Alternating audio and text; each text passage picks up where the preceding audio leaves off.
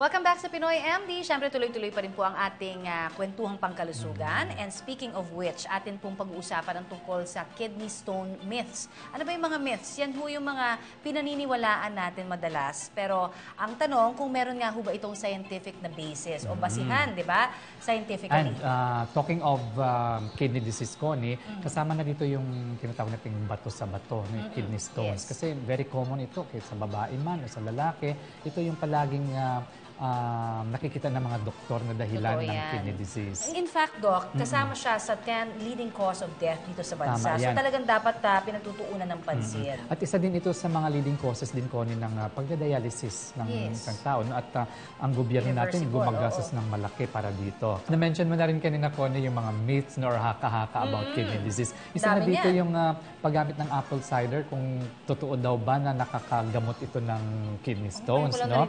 Ang isa pang mga haka-haka dyan ay yung pain ng kidney disease ay nandito doon sa tagiliran. Actually, dito naman talaga kasi yung kidneys natin. No? So, yan ang mga titingnan natin kung may ebidensya ba talaga dyan. Okay, alamin na natin. Huwag na natin patagalin dahil marami tayong mga paniniwala na dapat nating malaman kung meron nga bang basihan. Narito po at panoorin natin.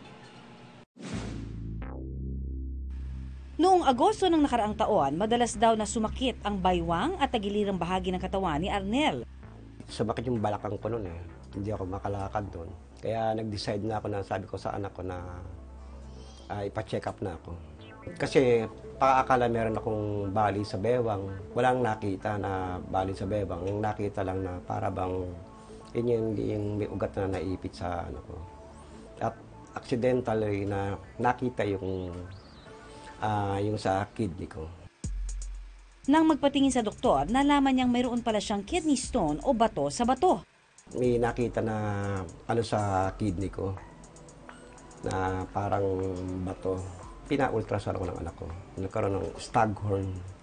Yung stag pala, parang na yung usa yun eh. Ngayon yung horn ng parang sanga-sanga na siya. 58 na si Arnel ngayon. Hinala niya ang mga bisyo at unhealthy habits niya noon ang naging dahilan ng pagkakaroon niya ng bato sa bato. Aminado naman tayo sa malakas sa maalat, tapos yung pag-inom ng alat, tapos yung bukod sa patis na inano ko nga, nilalagay ko pa ng sili yun. Kumbaga, maalat talaga ang timpla ko ng mga panahon na kumbaga, hindi ko naagapan. Kasi akala ko kung anong balak ng sakit-sakit nung araw na hindi ko masyadong iniinda. Paliwanag ng kanyang doktor, hindi na raw makukuha pa sa gamot ang kidney stone ni Arnel.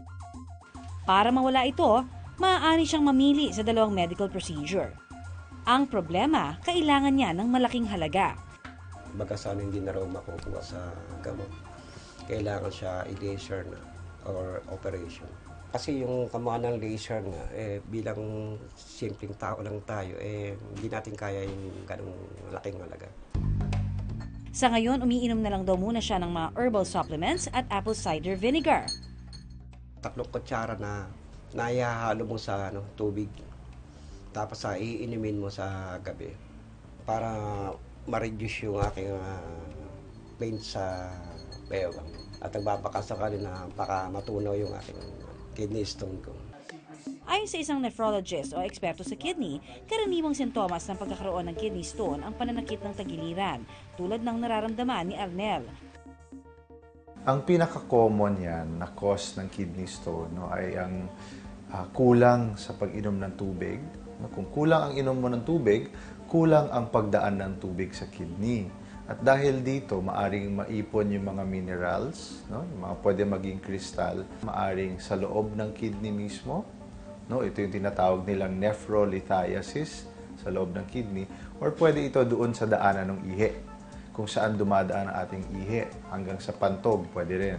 Ang tawag naman doon ay urolithiasis o ureterolithiasis. Para maagapan ang bato sa bato, mahalagang maging maalam sa iba pang sintomas. Ang pinaka-common na sintomas na lumalabas sa kidney stone ay pag meron ng bara. Kasi nababara yung paglabas ng ihi, so definitely merong pain o meron masakit.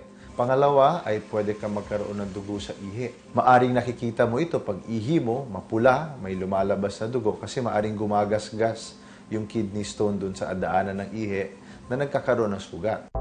Nasa 2.3% ng ating populasyon ang may kidney stones.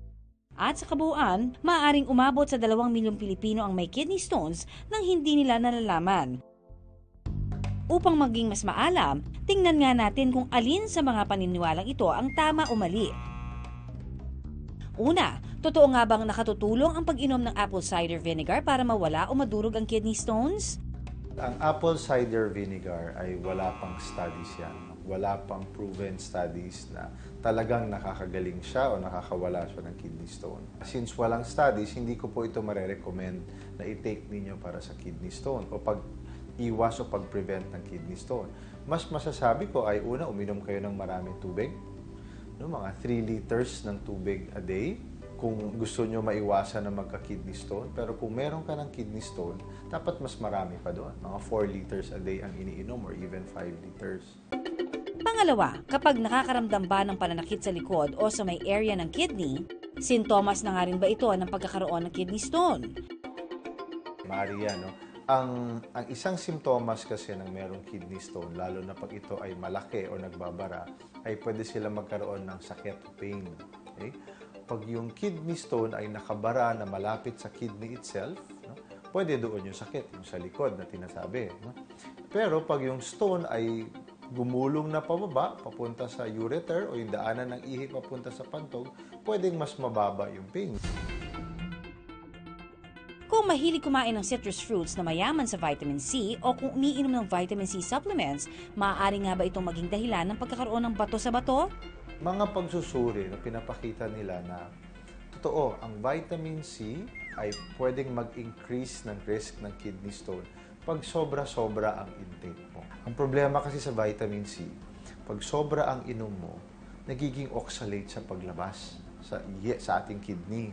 So, pwede siya mag-form ng stone. So, ang recommended, ang safe, I think, na vitamin C would be yung vitamin C na iniinom mo sa multivitamins plus yung mga fruits. Okay na yun. Huwag mo na sosobrahan.